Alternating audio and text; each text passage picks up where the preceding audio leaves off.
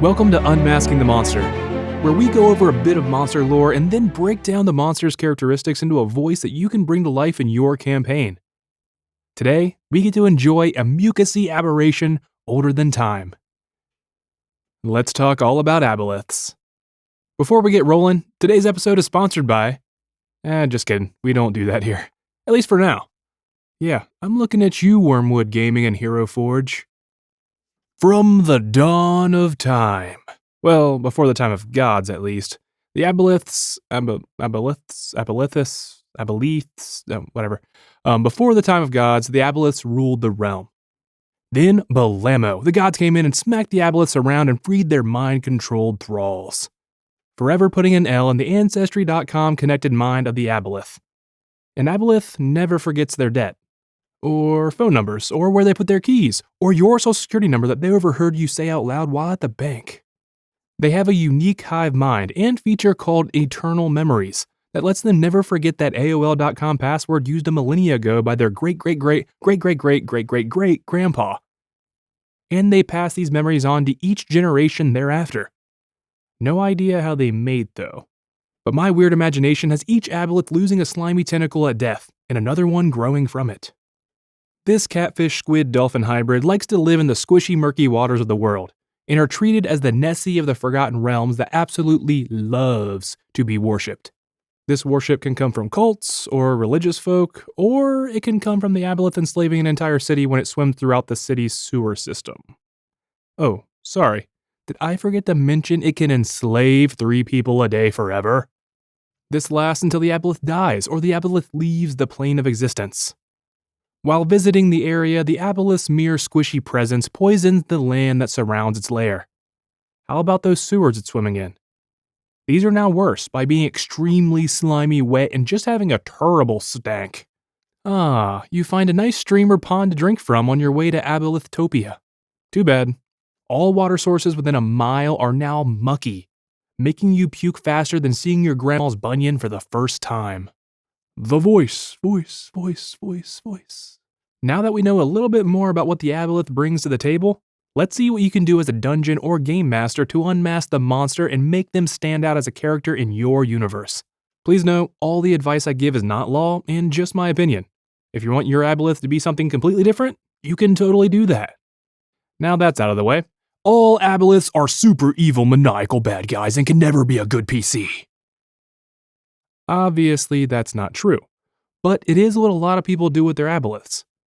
Most of these ooey-gooey squishies are evil, intelligent, and are always prepping for the inevitable coup against the gods so they can once again rule the material plane. They are masters of the long game, and every enslaved being is another pawn on their checkerboard of life. They speak telepathically, and also speak deep speech. Now with this, you can tackle the voice of the Aboleth a couple of different ways. If you want to skip the telepathy, deep speech typically has an airy but guttural character to it. I found a pretty great translator called Lingo Jam, and it works well enough for translating English to deep speech. So now let's look at the physical characteristics of the Aboleth. It doesn't have any lips, and is one of the slimiest creatures in the game. You'll want to incorporate that into your character as well. You want to remove as much of your lips touching as possible, and create a wet, guttural, and airy tone that is going to feel super weird, but bring a solid, unique voice to it. Here's an example. Your players stumble into the sewers of the city after the captain of the guard, who is a thrall of the Aboleth, told them a giant rat has been stealing children and taking them down there. They fall into the lair of the Aboleth and wake the big fella up. The Aboleth rolls its mucus-ridden body around and says, "You roused me from a deep sleep." Obviously, that's not the way he says it. Using the Lingo Jam site for translating, this can turn into something like this.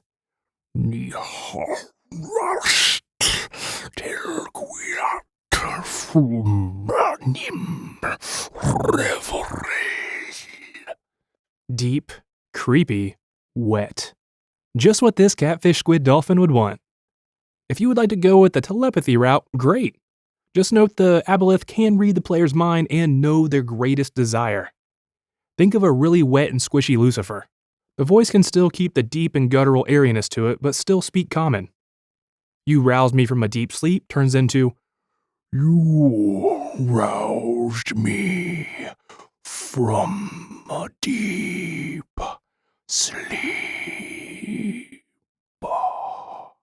I go pretty slow on this voice because, as we already learned, the Aboleths are masters of the long game and take their sweet time with plans.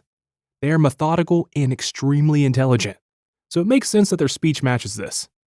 With telepathy, you can really go anywhere though, from deep and slow to your southern gentleman, or to a surprisingly well-versed British posh accent. If you want your Aboleth to be a nice NPC that may help your players, give them an upbeat, happy-go-lucky telepath that just happens to look like something that will suck your head through its sharp-toothed mouth hole.